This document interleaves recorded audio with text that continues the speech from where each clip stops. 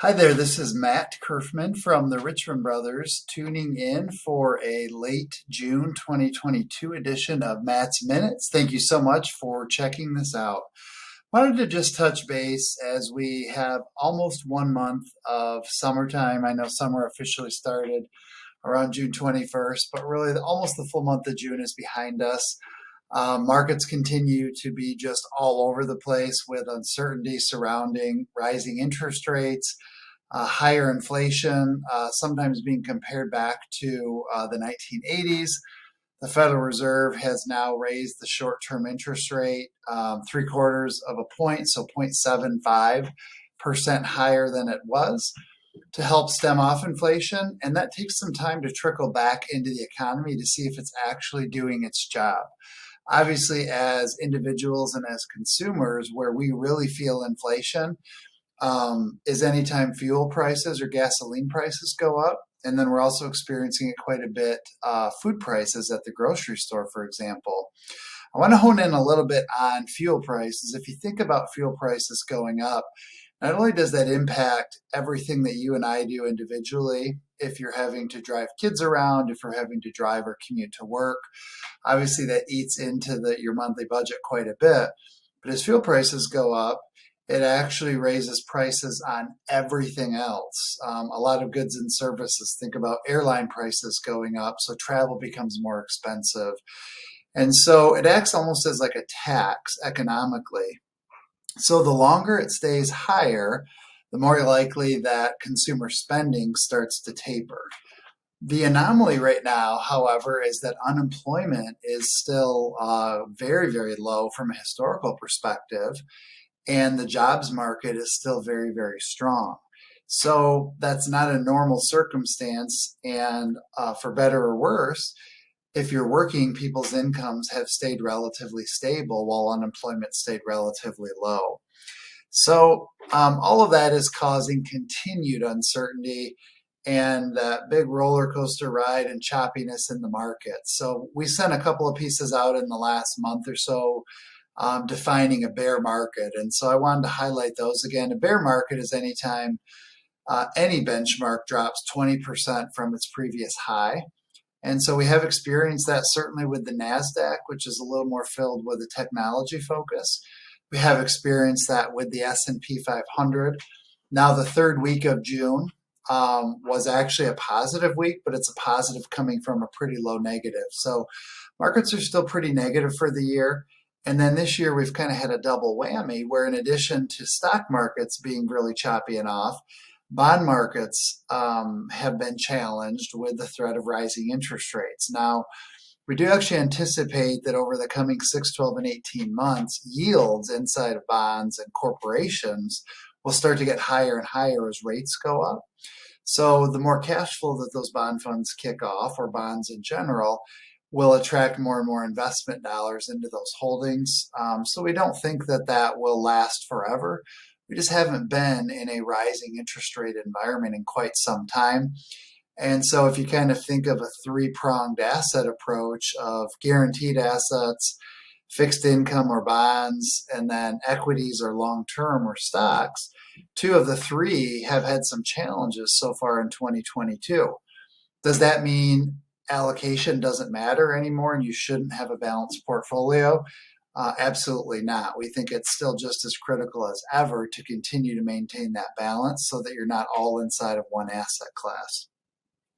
So we want to keep revisiting as you talk to us at Richmond Brothers with any of our advisory team, revisiting your individual risk score and risk tolerance on your portfolio. It's helpful if you provide us any updates that's going on in your world financially, if there's been any changes.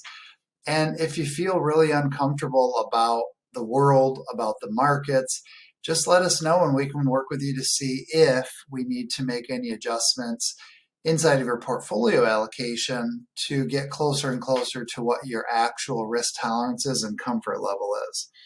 So a question I thought about is if I were an individual investor, should I be worried about the markets?